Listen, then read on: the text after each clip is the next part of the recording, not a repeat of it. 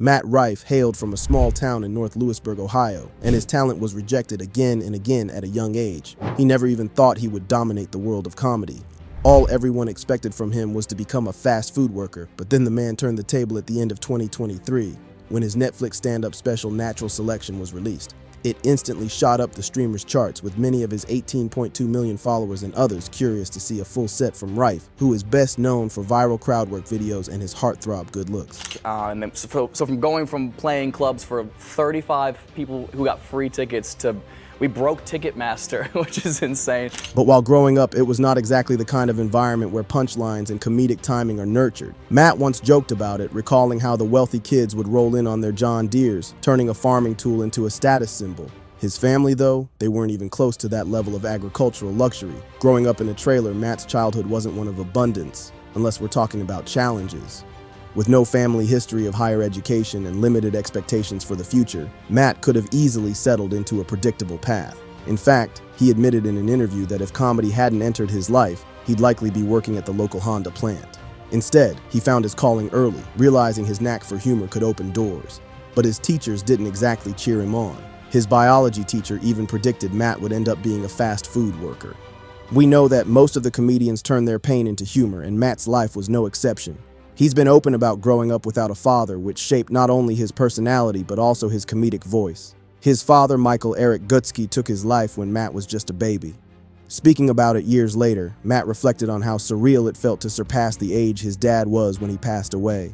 "I'm 26 now, and I'm older than my dad ever was." And he was 20, I think. What? I know.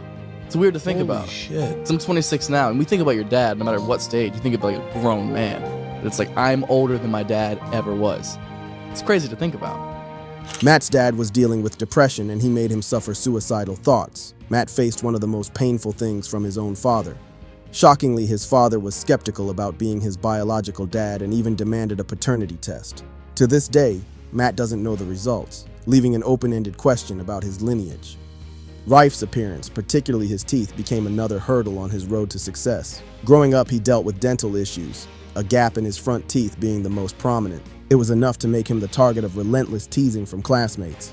On stage now, with his dazzling smile, you'd never guess he once avoided laughing too hard for fear of exposing his insecurities.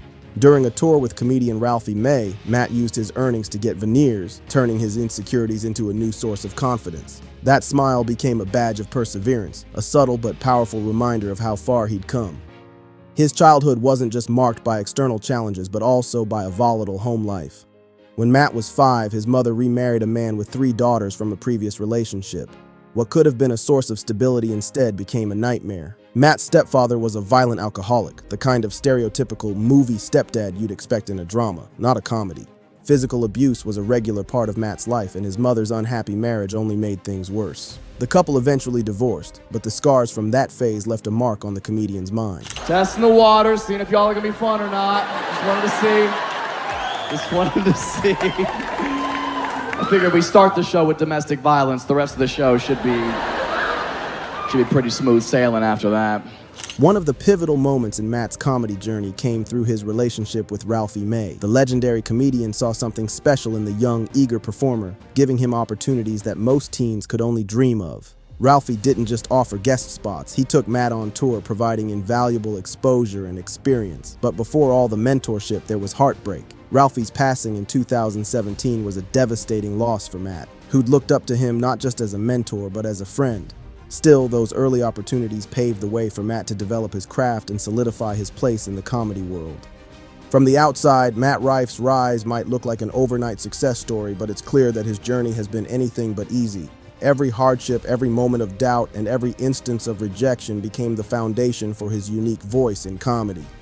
And while he's quick to make people laugh, his story reminds us that humor often comes from the darkest places. It's that contrast, the pain fueling the punchlines, that makes Matt Rife's comedy resonate so deeply with audiences today. When Matt was just a teenager, he had his sights set on the big leagues, reaching out to none other than Ralphie May on Twitter. You've got to love the audacity of a 16-year-old believing they could just slide into the inbox of a comedy heavyweight and score a gig. But Matt's confidence wasn't misplaced. May actually responded and offered him a guest spot during one of his Ohio shows. Unfortunately, Matt's mom wasn't exactly thrilled about her son jumping headfirst into the comedy world. She bombarded May with logistical questions like what time Matt should arrive and if his parents needed to be involved. Now imagine Ralphie May, a seasoned comic, realizing he's dealing with a kid whose mom is micromanaging the situation. It was enough for May to hit pause and rescind the offer. Heartbreaking, right? Matt was crushed and barely spoke to his mom for weeks. But the silver lining, May gave him another shot when he was more prepared, even handing him $100 for his first ever paid gig. That's a moment Matt has cherished ever since. Fast forward to when Matt moved to LA, and May's generosity continued. He'd take Matt out for meals and even slipped him holiday bonuses to keep him afloat. The mentorship and kindness Ralphie showed left an indelible mark on Matt, who still remembers him fondly. On Twitter in 2021, Matt simply wrote, "I miss Ralphie May." Short, sweet, and deeply felt. But Matt's path hasn't been without personal struggles. He's been open about his battles with anxiety and clinical depression, often weaving these themes into his comedy. During his OnlyFans special, he joked that no one feels sorry for a good-looking guy dealing with mental health issues. The pandemic brought on a new wave of challenges, including panic attacks. A terrifying experience he's candidly described as feeling like the end of the world. If you've ever dealt with panic attacks, you'll know they're no laughing matter, but leave it to Matt to find humor even in the darkest corners.